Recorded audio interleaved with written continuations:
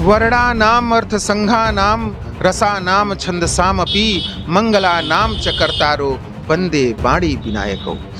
तुलसी बाबा ने इस बात को स्पष्ट पहले ही लाइन में लिख। जिस तरह से मेरा परशु है, भगवान परशुराम जी ने है वंश का संहार करने का काम किए थे और खून की नदी बहा दिए थे। तो ये कलयुग का प्रकोप है, जैसा अन्न वैसा मन। स्वामी प्रसाद मौर्य सुधर जाओ, अभी तुम्हारे पास समय है। जय जय परशुराम, हर हर महादेव। क्योंकि इस तरह के स्वामी प्रसाद मौर्य जैसे लोग जो हैं, ये लोग भ्रमित करते रहते हैं। मैं स्वामी प्रसाद मौर्य जी से कहूँगा कि किसी विद्वान के पास जाएं, रामचरितमानस की जितनी पंक्तियां हैं सब मंत्र हैं।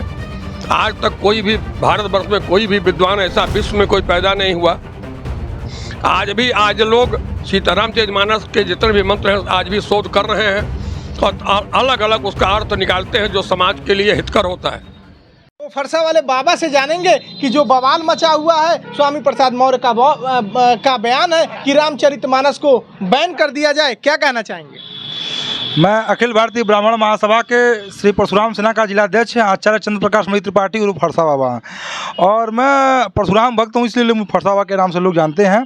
और आपको ये बताना चाहेंगे कि इससे जो स्वामी प्रसाद मौर्य जो है, जो ये अपना ये रामचरितमानस पर जो टिप्पणी जो ये कर रहे हैं कि ढोल गवार शूद्र पशु नारी सकल ताड़ना के अधिकारी, तो उनको ये बताना चाहेंगे कि ये ताड़ना शब्द का मतलब ये होता है कि जैसे ढोल गंवार, ढोल का मतलब ये है कि जब ढोल को जब बजाना होता है तो आदमी उसको ताड़ता है, मतलब टाइट करता है उसको। और जब ढोल जब बजती है तो किस सुर ताल में कितना उसको ताड़ करके उसको स्पीड देना है, उस स्पीड से बजाना होता है। तो ढोल उसको बोलते हैं और गंवार उसको बोलते हैं। ढोल गंवार, गंवार मतलब अनपढ़, कम पढ़ा लिखा, जिसे कि मान लीजिए कुछ जानकारी नहीं है तो उसको ताड़ना मतलब देख रेख करना होता है, काम ऐसे नहीं ऐसे करो, उसको केयरफुल। स्पष्ट पहले ही लाइन में लिख दिया और इन्होंने अंतिम की जाके सुंदरकांड की उस चौपाई नंबर को भी नहीं पता है जिस नंबर में ये लिखा हुआ है और किसके लिए लिखा है और कौन लिखा है। लिखा है, इस चौपाई को लिखा है समुद्र ने बोला है कि, और क्या घटनाक्रम देखिए कितना बढ़िया। जब घटनाक्रम समझ में आएगा तो इस चौपाई का अर्थ समझ में आएगा, नहीं तो नहीं समझ में आएगा। घटनाक्रम है कि समुद्र के किनारे हनुमान जी सहित पूरी टीम पहुंची हुई है, राम जी पहुंचे हुए हैं और राम जी वहाँ समुद्र के पास खड़े होके कह रहे हैं कि विनय न मांगत जलधि जड़ गए 3 दिन बीत, बोले राम सकोप तब भय बिन हो ही न प्रीत। 3 दिन बीत जाता है और समुद्र को तब ललकारते हैं और लक्ष्मण से कहते हैं कि लक्ष्मण बाण सरासर आनु, तुरंत लेके आओ। लक्ष्मण तुरंत लेके आते हैं, बाण जैसे ही लगाते हैं हाहाकार मच जाता है। जैसे ही वो ब्रह्मास्त्र का प्रयोग करना चाहते हैं वैसे हाहाकार, समुद्र को सोखने के लिए विवश होना पड़ता है। समुद्र भागते हुए अपनी पत्नियों को आगे लेके सामने खड़ा होकर बोलता है कि बहुत अच्छा किया आपने, मुझे सीख दे दिया, मर्यादा मुझे सिखा दिया आपने कि समुद्र की मर्यादा क्या होनी चाहिए। समुद्र की मर्यादा क्या है? तब समुद्र ने कहा है कि ढोल गंवार शूद्र पशु नारी सकल तारना के अधिकारी। मैं ढोल हूँ, मैं गंवार हूँ, मैं शूद्र हूँ, मैं नारी हूँ, ये सब लोग कसने के, ज्ञान देने के अधिकारी हैं। उनको ज्ञान से नहीं बजाया जाएगा तो भड़भड़ भड़भड़ करेगा। तबले की आवाज़ और ढोल की आवाज़ अगर बढ़िया से कस के और ताड़ने से नहीं बदलाया जाएगा तो आवाज़ बढ़िया से मधुर नहीं आएगी, बेसुरा हो जाएगा। उसी तरह से नारी को अगर एक ध्यान से नहीं देखा जाएगा, तर्का नहीं जाएगा, देखा नहीं जाएगा, कसा नहीं जाएगा, तो वो ताड़ना और प्रताड़ना दोनों अलग अलग शब्द हैं। वो प्रताड़ना के शब्द में लेके आए हैं और ये ताड़ना का शब्द है कसना, जानना, और हम इसको जानेंगे। इस बात का सबसे बड़ा उल्लेख ये है कि हमारे धर्म को इतना तोड़ मड़ोड़ के पेश किया जा रहा है राजनीति के ओत पोत में। राजनीति की रोटी सेकने वाले लोग इस तरह से स्वामी प्रसाद मौर्य बोल रहे हैं, ऐसा नहीं बोलना चाहिए। स्वामी जी सठिया गए हैं। स्वामी जी आपका नाम स्वामी कैसे है? प्रसाद क्या है? प्रसाद का अर्थ ही समझ में नहीं आएगा आपको। आप प्रसाद का ही संज विच्छेद करके हमें बता दीजिए, आपके अपने नाम का अर्थ बता दीजिए, तो अब मानस पर बोल पाइए। मानस पर बोलने वाले इतने लोग हैं, खत्म नहीं होती है। मानस तो हरि अनंत, हरि कथा अनंता है। ये कथा बहुत ऊंची है।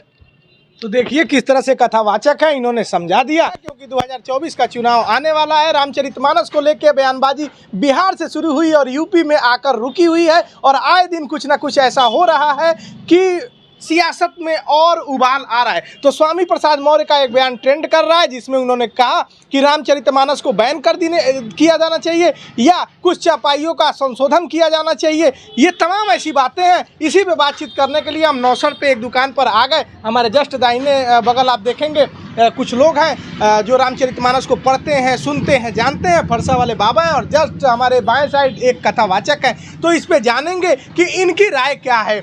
जिस तरह से स्वामी प्रसाद मौर्य ने कहा रामचरितमानस को बैन कर दिया जाए, तो बाएं से शुरू करते हैं। क्या कहना चाहेंगे? वर्णानाम अर्थ संघानाम रसानाम छंदसामपि मंगलानाम च कर्तारो वंदे बाणी विनायको।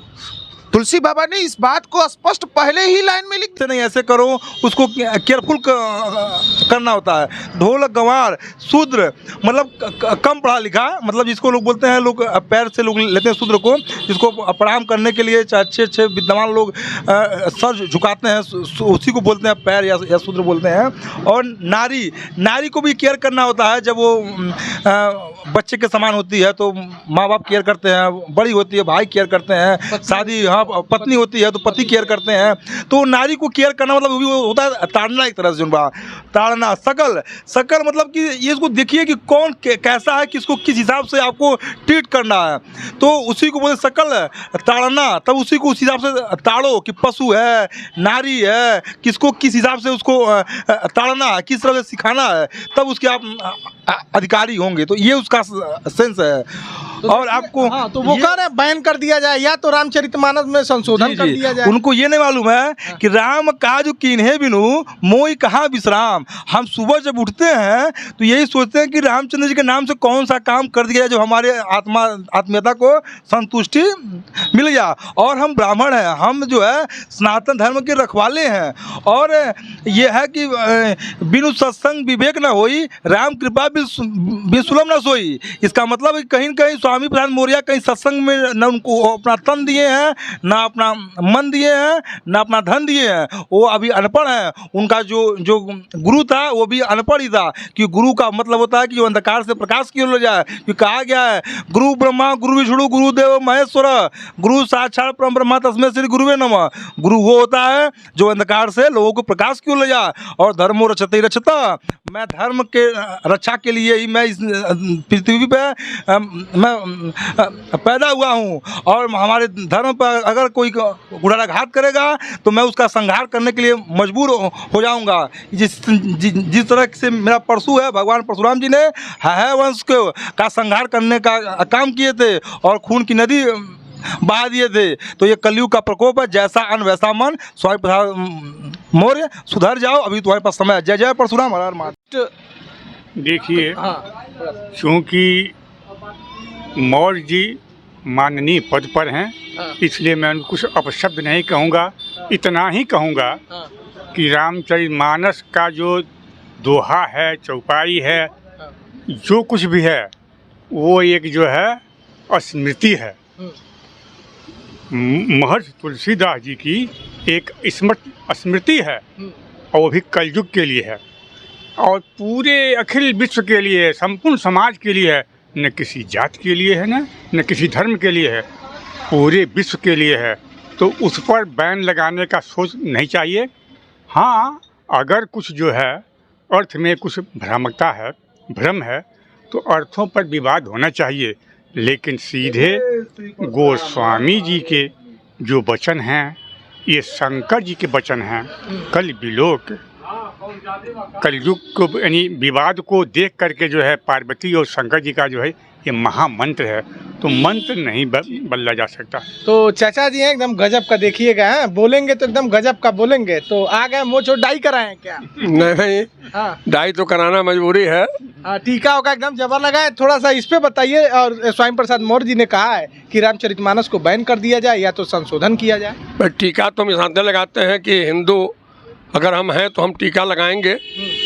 और यहाँ टीका के बारे में लोगों को बहुत जानकारी नहीं है, अभाव है। चूँकि इस तरह के स्वामी प्रसाद मौर्य जैसे लोग जो हैं, ये लोग भ्रमित करते रहते हैं। मैं स्वामी प्रसाद मौर्य जी से कहूँगा कि किसी विद्वान के पास जाएं, रामचरितमानस की जितनी पंक्तियां हैं सब मंत्र हैं। आज तक कोई भी भारतवर्ष में कोई भी विद्वान ऐसा विश्व में कोई पैदा नहीं हुआ। आज लोग सीतारामचरितमानस के जितने भी मंत्र हैं आज भी शोध कर रहे हैं और अलग अलग उसका अर्थ निकालते हैं जो समाज के लिए हितकर होता है। मैं स्वामी प्रसाद मौर्य जी से निवेदन करूंगा कि आप वापस आवें, आप जहां थे वहीं आवें, जिस कुल खानदान में पैदा हुए हैं उनके धर्म को समझें, अपने को समझें कि मैं क्या हूं। और जिस रामचरितमानस में जिस राम का वर्णन किया गया है वो भगवान राम कभी अपने को ये भगवान बनने का शो नहीं किया है। उन्होंने हरदम नर रूप में ही उन्होंने अपना प्रभुत्व दिखाया है कि हम एक नर हैं, हम एक पुत्र हैं, हम एक राजा हैं, हम एक प्रजा भी हैं, पिता के बातों को पालन, माता के बातों का पालन करने वाले हैं। और यहाँ उन्होंने दिखाया है कि माँ की गरिमा क्या होती है। जो एक माँ उनकी कैकेयी जो उनको बहुत प्रिय थी, राम भी उनके बहुत प्रिय थे। उन्होंने 14 साल के लिए जब बन जाने को कहा तो उन्होंने कैकेयी को अपना सबसे हृदयसी माना और कभी भी उनके प्रति दुराभाव नहीं समझा। मैं स्वामी प्रसाद मौर्य जी से निवेदन करूंगा, जो भगवान राम हैं वो सेवरी, भिलनी, गीध, अजामिल, गलिका सबको साथ लेकर चले हैं। और ऐसे भगवान राम के जो कृत्य हैं उसको आप अमानित न करें। आप छोटे मुँह बड़ी बात न करें। आप छोटी बात कह करके ख्याति आपको प्राप्त होने वाली नहीं है। और जिस दल में आप गए हैं उसको भी विनाश के कटघरे पर मत ले जाएं।